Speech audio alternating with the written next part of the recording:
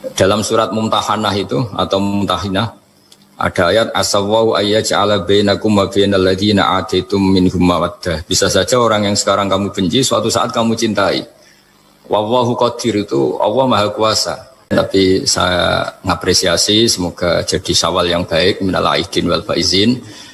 Minal aidin artinya kita kembali menjadi ahli surga. Saya termasuk yang sependapat dengan kitab yang saya baca.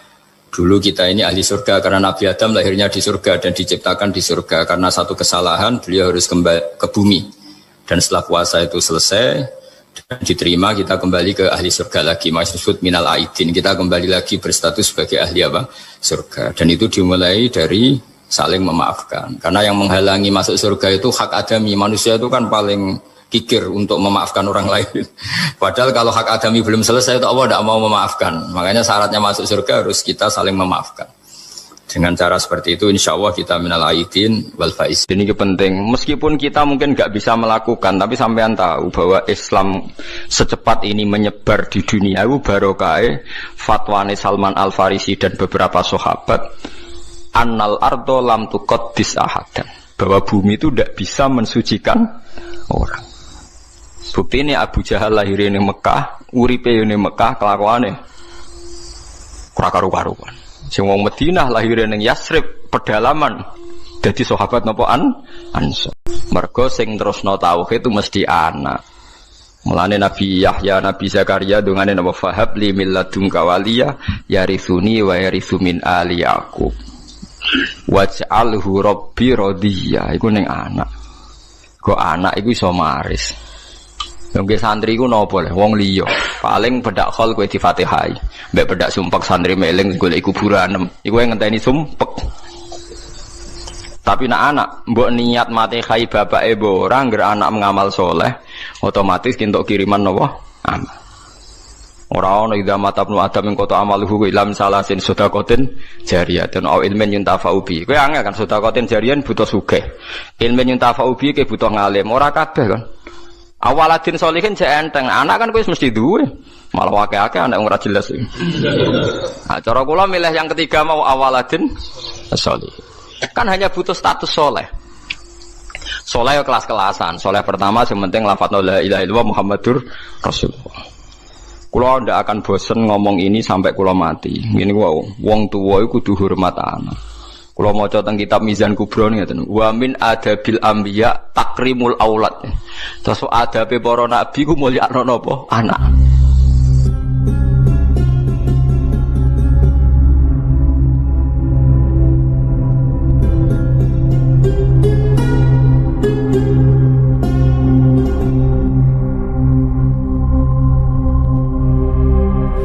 Bismillahirrahmanirrahim.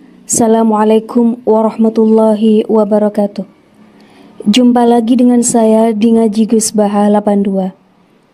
Semoga kita semua dalam lindungan Allah Subhanahu wa Ta'ala. Kali ini guru kita tercinta, beliau akan menyajikan ngaji beliau yang berjudul Minal Aidin wal Faizin, mohon maaf lahir dan batin. Tonton videonya hingga selesai biar kita mendapatkan barokah ilmu dari guru kita tercinta Kiai Haji Bahauddin Nur Salim. Mari kita simak bersama kita ngaji Gus Baha. Assalamualaikum warahmatullahi wabarakatuh. Antara ciri wali Allah itu asyafaqah alal khalqi kullihim, punya empati, punya kasih sayang ke semua makhluk. Bahwa takdir kita ada perbedaan itu ya wajar, tapi bahwa definisi itu nyata.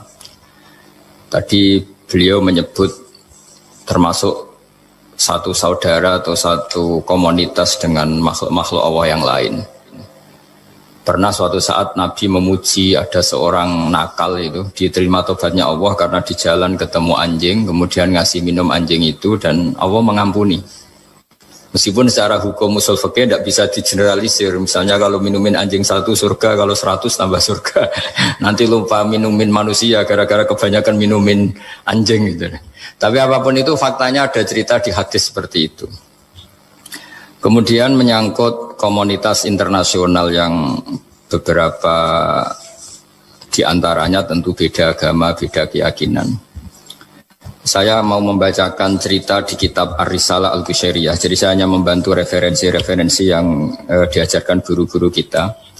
Ar-Risalah Al-Qushairiyah adalah kitab kesayangan Mbah Maimun karena dulu mbah beliau dapat ijazah dari Sayyid Umar Sato, kakaknya Sayyid Abi Bakar Sato yang punya kitab I'anatul Thalibin. Dan kitab itu dibawa ke Indonesia sampai ke saya sebagai murid beliau. Di antara yang disebut dalam Ar-Risalah Al-Qushairiyah ini Thariqatu Ahlil Ilm, kitab Ar-Risalah Al-Qushairiyah itu. Saya baca nasnya ya, atau ibaratnya atau teksnya. Sami'tu ba'dal ulama yaqulu istadhafa majusiyun Ibrahim al-Khalil alaihi salam faqala bisyarti an tuslima. Famarral majusiyu fa'awhallahu ta'ala ilaihi mundu khamsina sanatan nut'imuhu ala kufri. Falau nawaltahu lukmatan min ghairi antu talibahu bitahyiri dini.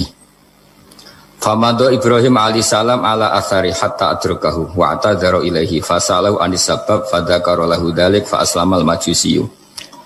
Jadi suatu saat Nabi Ibrahim itu kan terkenal Abu Duyuf, orang yang mesti menservis tamu-tamu itu. Kita tahu dulu itu tidak ada warung, tidak ada hotel, tidak ada, ya pokoknya tidak ada mall. Sehingga kalau orang pergi itu kelaparan betul itu. Bahwa orang kaya pun kelaparan karena melewati padang pasir itu. Kalau sekarang kan orang mau sowan kiai makan dulu. Karena takutnya di rumah kiai kan makan sungkan. Jadi makan dulu nanti di kiainya tinggal pura-pura makan. Kalau dulu memang makan nih tamu itu wajib betul. Kalau enggak ya kelaparan betul tamu itu. Sehingga cerita suatu saat di antara tamu itu berakidah, berfaham majusi. Atau beragama majusi lah gampangannya itu. Terus Nabi Ibrahim nggak mau, saya mau ngasih makan syaratnya Anda harus Islam. Gitu. Akhirnya orang ini putus asa kemudian meninggalkan Nabi Ibrahim. Saat orang itu meninggalkan Nabi Ibrahim, Allah memberi wahyu ke Nabi Ibrahim.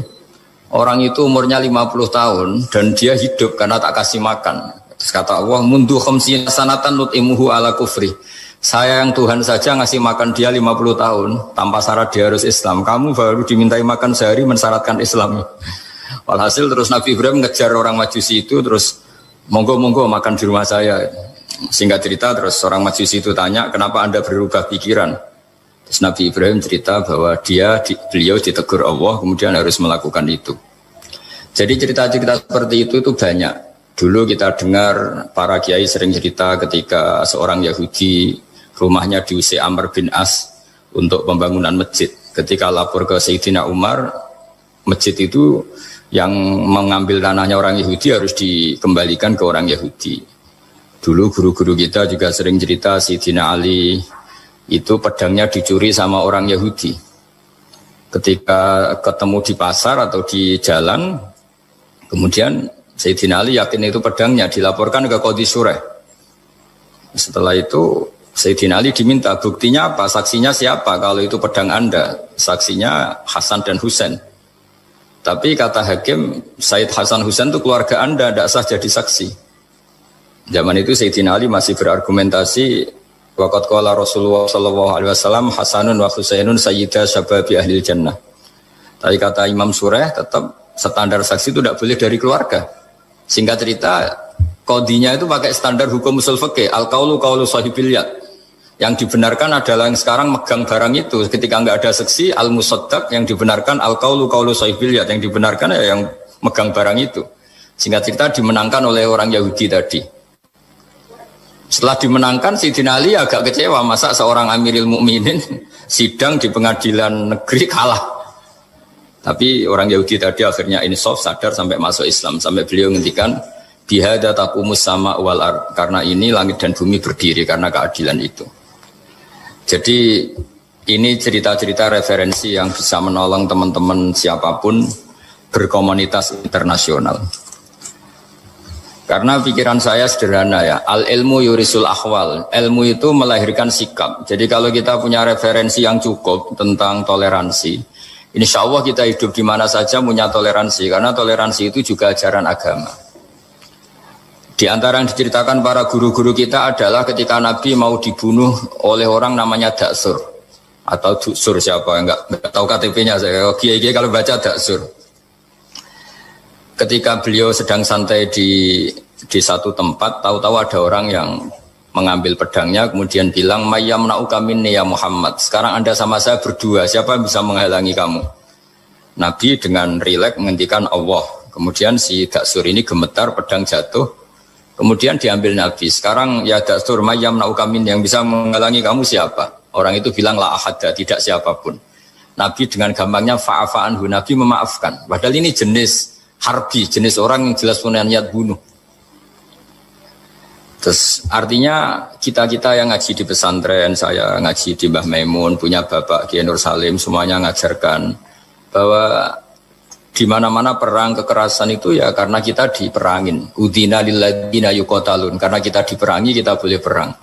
Qatilul ladzina yuqatilunakum. Jadi yang boleh kita perangi ya zaman kayak kita dulu dijajah Belanda, dijajah Jepang zaman itu. Ketika sudah tidak ada penjajahan ya alasan itu sudah hilang karena mereka tidak merangi kita. Jadi apa ya, perang ya ada konteks rasionalitasnya, damai juga ada konteks rasionalitasnya. Tapi karena kita punya tradisi referensi, teman-teman yang di Jerman tak bantu, tadi ada kitab Arisal Al-Qushairiyah, terus ada beberapa cerita-cerita tadi kayak Daksur. Kalau ayatnya jelas ya, jelas qatilul ladzina yuqatilunakum wa in janahu lisalmi fajnah laha wa tawakkal 'ala Allah. Bahkan seperti yang diceritakan Profesor Quraisy tadi, yang sedang kita benci pun bisa saja suatu saat teman. Dalam surat Mumtahanah itu atau Mumtahinah ada ayat asawwau ayyaj'ala bainakum wa bainal ladzina ataitum minhum mawaddah. Bisa saja orang yang sekarang kamu benci suatu saat kamu cintai. Wallahu qadir, itu Allah Maha Kuasa. Dan tadi saya menambahkan yang dikatakan Profesor Quraisy tentang belajar. Dulu Nabi itu enggak puasa Asyura. Tapi ketika datang ke Medina, orang-orang Yahudi itu puasa Asyura. Coba tanyakan ke mereka, kenapa puasa tanggal 10? Terus mereka menjawab, yaumun najjawahu fi Musa, itu hari yang Allah menyelamatkan Nabi Musa. Terus fa'amara bisyami, kemudian Nabi menyuruh sahabat puasa. Artinya dulu itu segampang itu hidup, itu sesuatu yang baik, apa ya sudah ditiru. Meskipun kita tahu Nabi itu tentu mustaqil bil istihad, Nabi itu orang yang mandiri. Tapi memberi percontohan kita betapa gampangnya kita seperti itu. Dulu ada seorang Yahudiyah meminta sama Sayyidah Aisyah dan dikasih. Ketika dikasih, dia mendoakan semoga kamu Aisyah selamat dari siksa kubur. Zaman itu Sayyidah Aisyah itu belum tahu tentang siksa kubur sehingga beliau engkar, enggak percaya. Tapi setelah Rasulullah datang dan diceritanin Nabi, oh iya siksa kubur itu ada. Dan semenjak itu Nabi selalu isti'adah minta perlindungan dari siksa kubur. Jadi dulu di komunitas-komunitas beda agama suatu yang benar ya dibenarkan. Makanya kaidah umum dalam interaksi antar agama itu la tusaddiquhum wa la tukadzibuhum, ya kamu jangan bilang iya, jangan-jangan enggak, ya jangan bilang tidak, jangan-jangan iya. Jadi aturan ilmunya jelas la tusaddiquhum wa la tukadzibuhum. Ya artinya sesuai referensi ilmu lah kira-kira begitu. Yang terakhir ini di halaman Kitabu Adabil Ulfa wal Ukhuwah halaman 285 dalam Ihya juz 2. Jadi kitab saya juz 2. Mungkin kalau beda cetakan yang jelas ikut Kitabu Adabil Ulfa wal Ukhuwah. Di sini diterangkan oleh Imam Ghazali dengan beberapa riwayat yang disebut al-jiranu salasatun. Bertetangga itu ada 3. Jarun lahu hakun wahid, ada tetangga yang punya hanya satu hak. Wa jarun lahu haqqani wa jarun lahu salah satu hukukin. Terus beliau cerita yang punya 3 hak itu ya tetangga, ya seagama, ya masih ada hubungan kerabat. Yang punya 2 hak ya tetangga, ya seagama. Terus wa amal ladzi lahu haqqun wahid fal jarul musyrik. Yang punya hak satu itu tetangga yang beda agama. Jadi intinya tetap dikasih hak meskipun beda agama. Sampai diantaranya disebutkan juga di halaman 287. Imam Ghazali ngendikan beliau berfatwa dan beliau bercerita. Rawahu Umar bin Shu'aib an Nabi an Jaddih anin Nabi. Terus qala Mujahid kuntu inda Abdillah bin Umar wa ghulamun lahu yaslahu syatan faqala ya ghulam idza salakhta fabda bijarinal yahudi.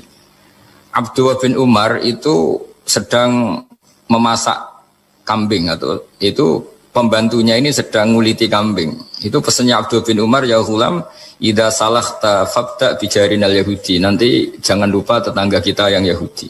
Ini di Ihya halaman 287. Hanya cerita kebaikan. Jadi Ya jadi cerita-cerita perang itu ya karena kita diperangin, tapi ya kalau kita dibaikin ya baik, itu ajaran Islam. Hatta qala dzalika miraron. Faqala lahu lima taqulu hadza. Ini pembantunya juga enggak langsung menerima. Kenapa saking enggak mau nerimanya diulang-ulang lagi oleh Abdullah bin Umar. Faqala inna Rasulullah sallallahu alaihi wasallam lam yazal yusina bil jar hatta khashina annahu sayuwarrithu.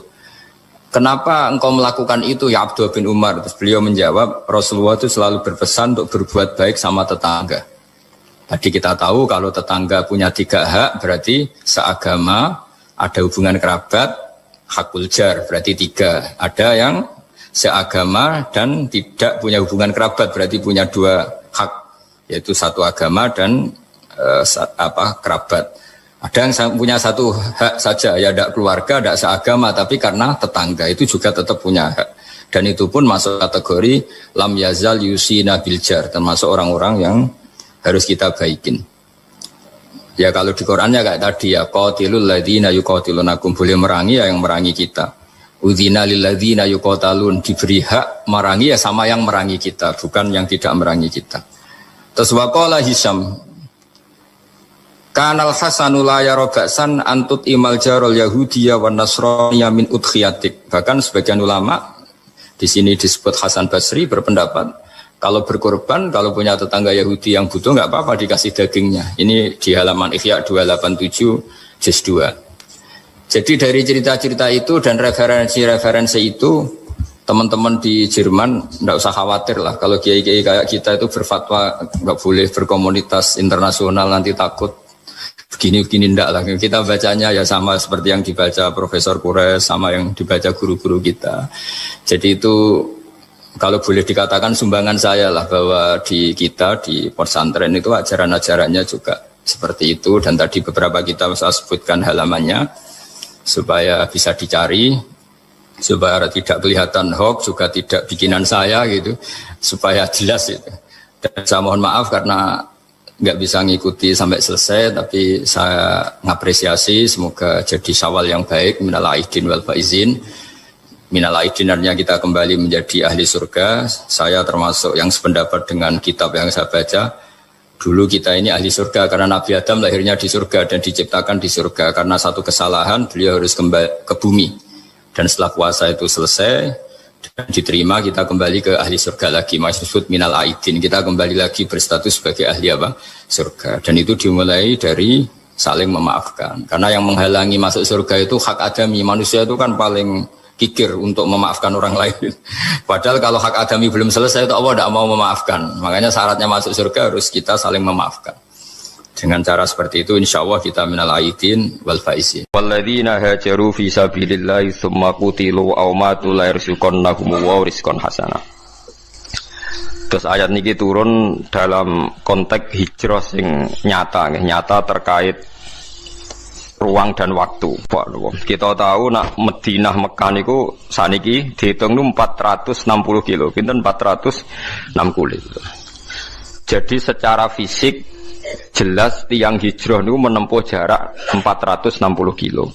Niku wonten sing dibunuh orang kafir, dibantai di tengah perjalanan. Ada yang mati normal karena kecapean. Sing ngalami niku sedanten tetep diwales Allah, rupane napa? Swarga.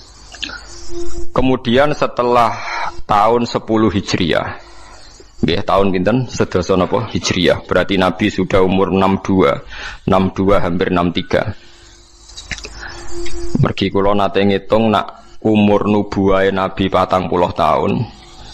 Teng Mekah niku 13 tahun dadi Nabi. Berarti Nabi pas hijrah niku tahun pertamane niku 53. Nggih, tahun pertamane hijrah niku berarti Nabi umur pinten? 53. Berarti kalau tahun ke-10 nggih Nabi sekitar 62, nginjak pinten? 63. Nah niku ba'da Fatih Mekah niku tanggal 10 Ramadan tahun ke-10. Fathu Mekah rata-rata ulama ngitung pinten 10 Ramadan tahun pinten ke-10. Niku Nabi ngendikan la hijrata ba'dal fathi walakin jihadun wa niyatun. Saiki ku ora ana hijrah sause secara fisik hijrah ku wis ditutup. Walakin jihadun wa niyatun. Sing ijau karek niat ambek jihad, ambek berjuang. Niki rungokno mawon nggih kula tak maca hadis-hadis sahih.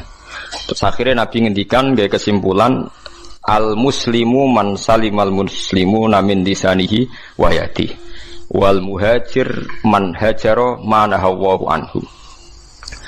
Sing darani wong Islam sing wong Islam liya selamat saka polahe tangane lan polahe lisane.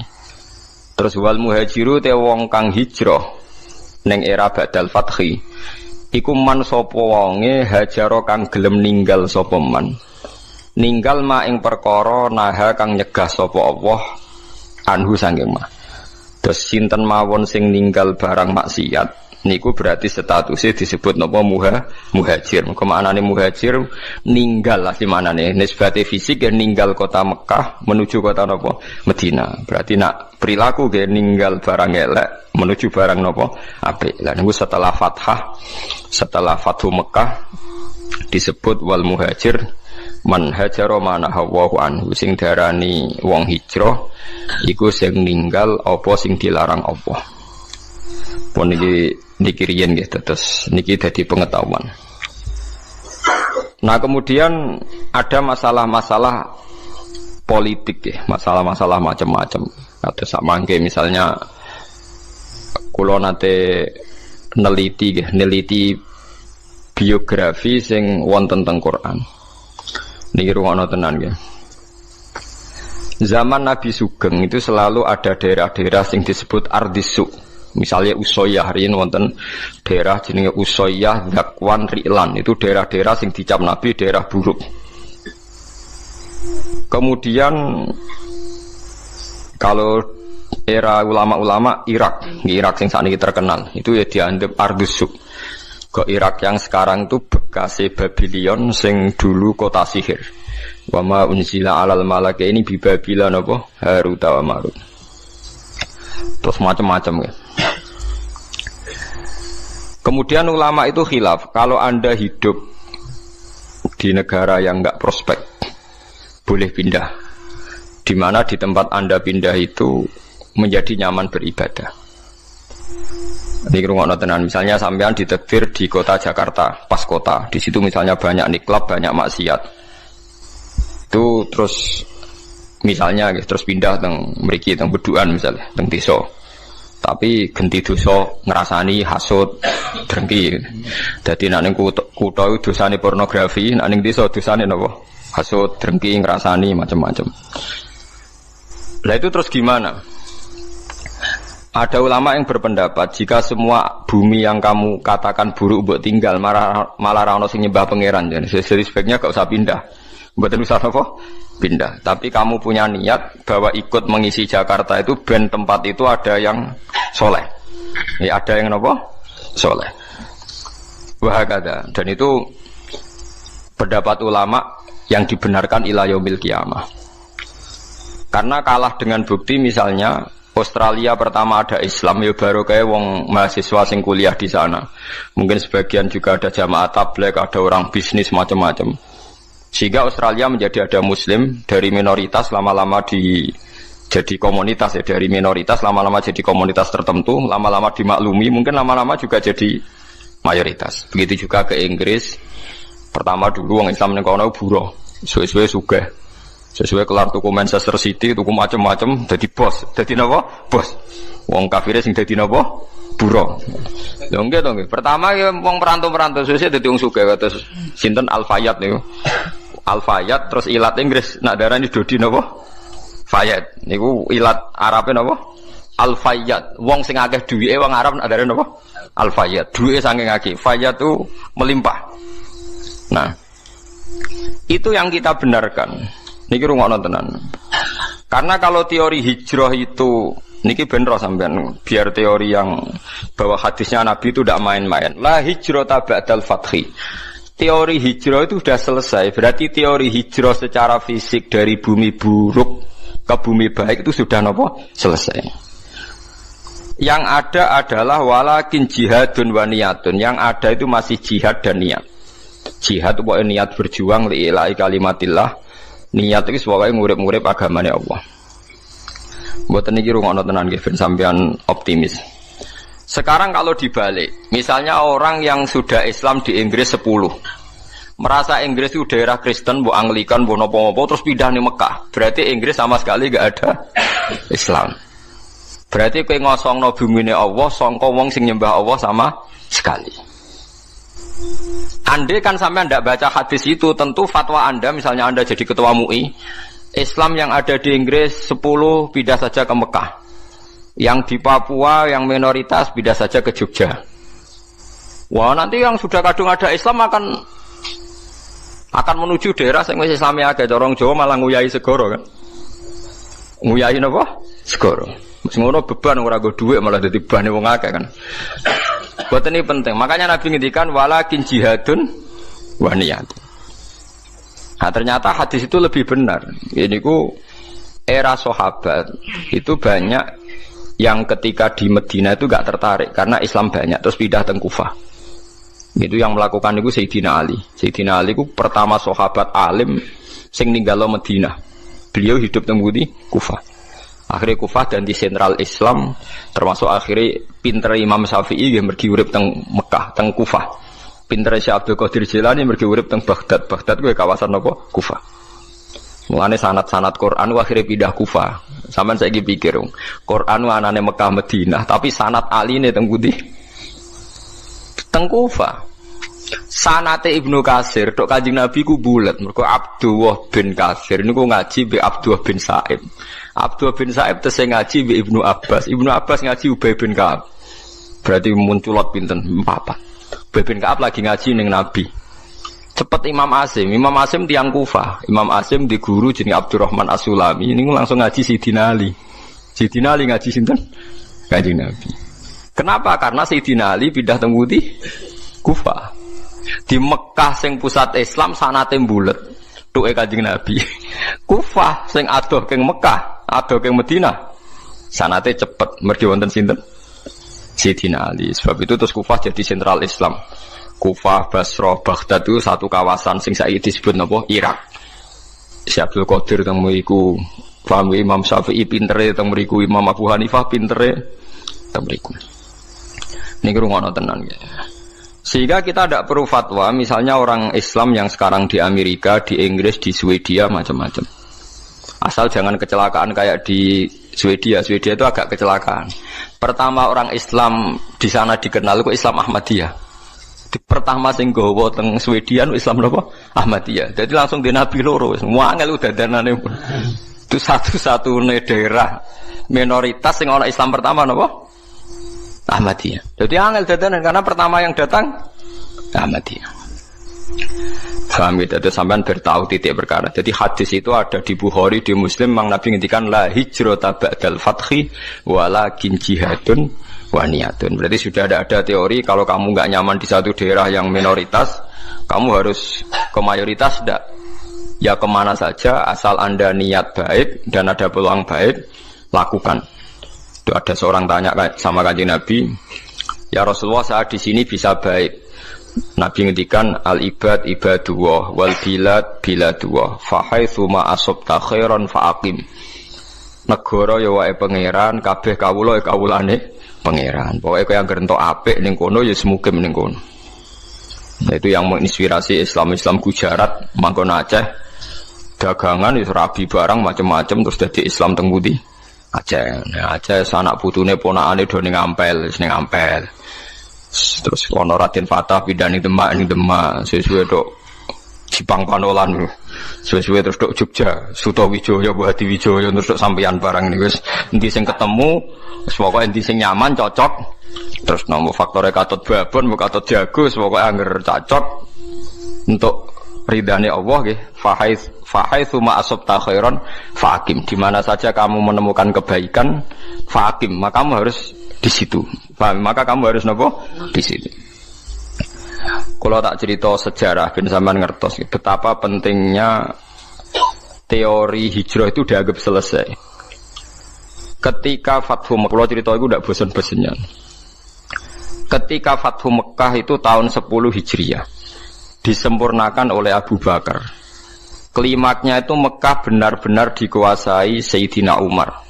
Sistem negara sudah jalan, negara dalam kendali Umar. Niku kanca-kancane Sayyidina Umar sing asli Mekah niku disurati. yang sudah hidup di berbagai daerah. Ada yang zaman itu teng Azerbaijan, teng Tajikistan. Sing nanti suatu saat nanti jadi daerahnya Imam Bukhari yang terkenal Al-Jami' As-Sahih sing aran kitab Bukhari, anak turunin. Mbok kamu sekarang ke Mekah saja, karena sholat di Masjid Haram itu sebagaimana 1000 nopo sholat di masjid yang lain. Dan Mekah sekarang aman. Ini rungokno tenan, Mekah sekarang apa? Aman. Dan beberapa sahabat yang kelas 2, kelas 3 yang tidak akabiri sahabat, banyak juga yang pindah ke Mekah. Apa yang terjadi? Di Mekah bangga mereka karena fi ardil haram, Baitullah. Tapi apa yang disarankan oleh sahabat-sahabat senior kayak Salman Al-Farisi? Dimatikan teori itu. Memang Mekah kota suci dan sholat di masjid Mekah sama dengan 1000 sholat. Tapi ilamu anal ardo lam utaqaddis ahad, dan kamu harus tahu bumi itu tidak bisa mensucikan orang. Abu Jahal itu lahirnya di Mekah, kurang ajarnya di Mekah. Abu Lahab lahirnya di Mekah, kurang ajarnya di Mekah. Semua penduduk Mekah itu yang ngusir Nabi. Jadi ilamu anal ardo lam utaqaddis ahad, dan bumi itu tidak bisa mensucikan orang. Wa inna ma yuqaddisur rajul amaluhu, jadi sing iso nyucakno wong napa amale. Bersama Al-Farisi rati walakin nusyuru fi biladillah wa alimu fa inna ta'lim dabul anbiya. Kamu menyebar saja di seluruh penjuru dunia dan ajarkan Islam, karena mengajarkan Islam dan menyebarkan Islam itu dabul anbiya. Semenjak itu tidak ada teori sentralisasi di Mekah. Nah, ndelalah era Ali Muawiyah ada konflik. Ada konflik barokah luar biasa. Konflik Sayyidina Ali Muawiyah, sahabat-sahabat yang mboten derek-derek menuju Cina. Zaman itu memang Cina populer sekali. Lah yang menuju Cina itu terus ada yang tersesat ke Selat Malaka.